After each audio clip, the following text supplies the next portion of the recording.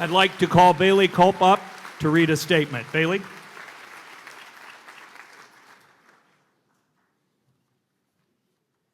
Good afternoon. My name is Bailey Culp. I'll be reading a statement from a federal worker who... You have to talk real loud. Sorry about that. I'll be reading a statement from a federal employee who, given the time, would like to remain nameless. Of all the uncertainty I was sure would follow after the outcome of the election on November 5th, 2024, my protections as a federal employee were not on the list of worries. There was rhetoric regarding reducing the size and scope of the federal government. Efforts would be taken to make these policies a reality, but the speed and the veracity of what has unfolded thus far has outpaced what many of us thought was possible. There is a narrative currently attempting to portray federal employees as lazy and undeserving of the paychecks that they collect. Nothing could be further from the truth. Firstly, I would say the federal workforce may be the only group that helps fund its own salary through taxes.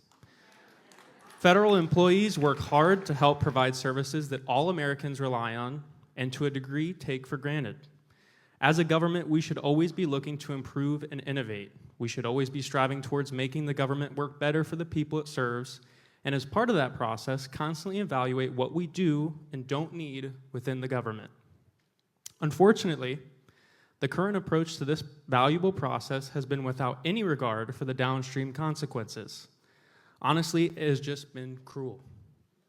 I have reviewed the VA organizational chart, and nowhere to be found is a ketamine-laced, social media addle-minded billionaire.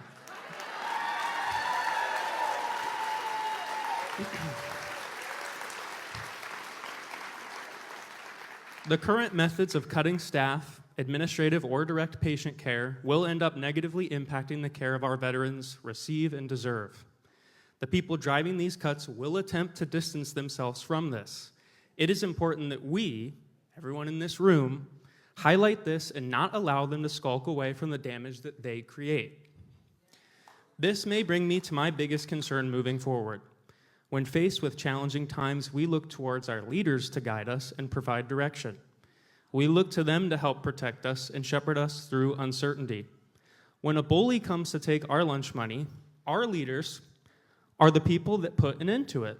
And if they don't, it will come as no surprise to anyone that the bully will come back. Likely out of fear of reprisal, many of our organizational leaders have acquiesced. Tell them 5 things you did last week and think about it as highlighting the value you bring. We complete yearly performance evaluations to demonstrate our value.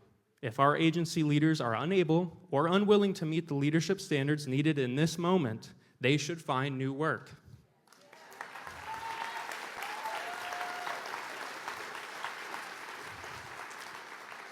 Employers and employees enter into a contract of mutual respect and protections upon hire.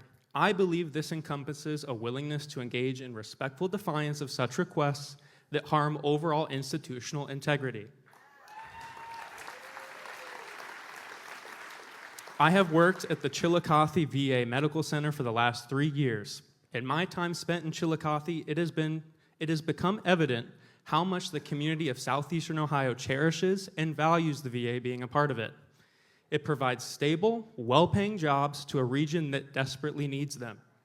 It is an integral part of the healthcare system. Without the VA, the regional hospitals would struggle to meet the demand, ultimately leading to worse health outcomes for our veterans. Dismantling the Chillicothe VA would instill irreparable harm into the southeastern Ohio region. It is paramount that we, as citizens, employees, veterans, a society, recognize the danger of the time that we live in. In times of adversity, people show their truest selves. It is our turn to show that patriotism and freedom is not quantified by the number of flags that we wave, the number of guns we own, or red ball caps that we wear.